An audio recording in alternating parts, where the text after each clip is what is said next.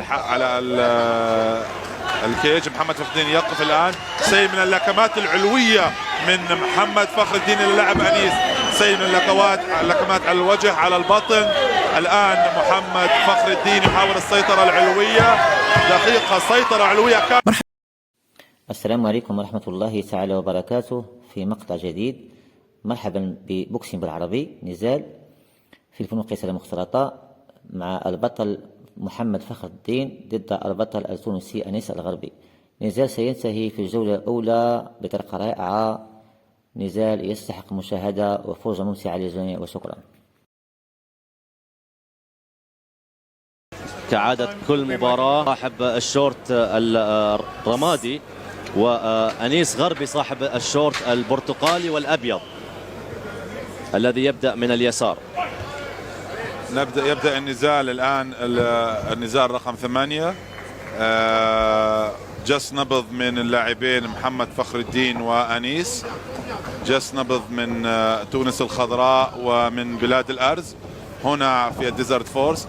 خطافية لكن غير ناجحة من محمد فخر الدين. يتفادى سفلية رائعة جميلة من محمد فخر الدين، ولكن اللاعب التونسي يسقط محمد فخر الدين على الأرض. أنيس يسقط محمد فخر الدين على الأرض ويحاول الآن الحصول على السيطرة الجانبية الكلية. محمد الآن يلكم أنيس على رأسه. السيطرة الجانبية الآن من أنيس غربي من تونس على محمد فخر الدين.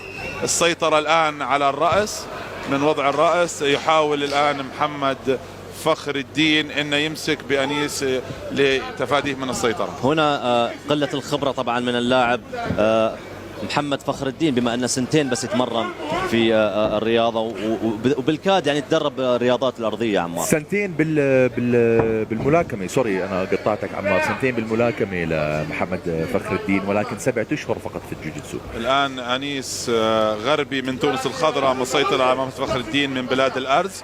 محمد فخر الدين عليه الآن التحرك لتفادي السيطرة الجانبية الكلية من أنيس، لأن إذا صارت راح يكون هناك سيل من اللكمات. محاولة خنق باستخدام مثلث الأيدي من محمد فخر الدين.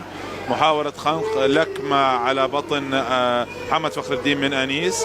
محاولة خنق باستخدام المثلث. عمار اللاعب أنيس غربي ممكن عنده بعد حركة استسلام الآن أيضا بالخنق، ولا أنا غلطان؟ هي الخنق بس نورث ساوث شوك بس مش كاملة محمد، لأن إيد اليمين على بطن اللاعب محمد فخر الدين. الآن سيطرة جانبية كلية يتفاداها محمد فخر الدين بوضعية نصف الإغلاق أو الهاف غارد.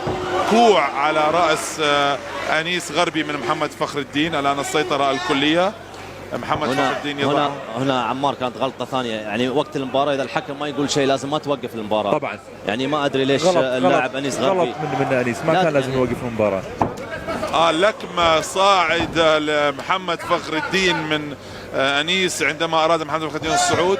محمد فخر الدين الآن يحاول السيطرة. لكمة أخرى باليمين من اللاعب أنيس. محاولة خنق باستخدام المثلث الآن من اللاعب محمد فخر الدين للاعب أنيس، لكن الإغلاق غير كامل. محمد نشوف إنه مش مسيطر على رأس اللاعب أنيس. يحاول الآن محمد فخر الدين الإغلاق بالسيطرة. لكمة على رأس محمد فخر الدين ثانية. نشوف الدم الآن. كوع إثارة رائعة محمد. نعم في هذه البطولة. لكمات جميلة أو ضربات بالكوع جميلة من الأسفل يعني. لكمة بالكوع أيضا مرة أخرى محمد قوية. هنا أعتقد مثلث الخنق، هل هو محكم عمار؟ غير محكم، لازم يكون مسيطر على الرقبة بشكل أكبر. لكمة من محمد فخر الدين للاعب أنيس. لكمة أخرى محمد. دقيقة و48 ثانية محمد. نعم دقيقة و40 ثانية تفصلنا عن نهاية الجولة الأولى الآن، ومحاولات محمد فخر الدين جارية إلى الآن في إخضاع الخصم عن طريق مثلث الخنق، لكن ليست كاملة عمار. أنيس يحاول الهروب الآن، أظن هرب من خنقة المثلث باستخدام الساق، ووضع محمد فخر الدين على الكيج. محمد فخر الدين يقف الآن. سيل من اللكمات العلوية من محمد فخر الدين للاعب أنيس. سيل من اللكمات على الوجه على البطن. الآن محمد فخر الدين يحاول السيطرة العلوية. دقيقة سيطرة علوية كاملة لمحمد فخر الدين. لكمات باليمين واليسار محمد، لكمة بالكوع، ثانية بالكوع محمد. نعم، وقت كافي لتخليص المباراة، دقيقة كاملة عنده.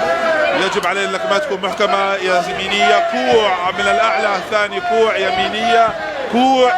نعم. يقف الحكم أوقف المباراة لأن مع أن في اعتراض، يمكن لا ليس اعتراض بل نعم. إذا محمد فخر الدين. مشاهدينا الكرام، نشكركم المشاهدة والمتابعة، ونلتقي في مقطع آخر إن شاء الله تعالى، فلا تنسونا بالمشاركة والمتابعة وتحية.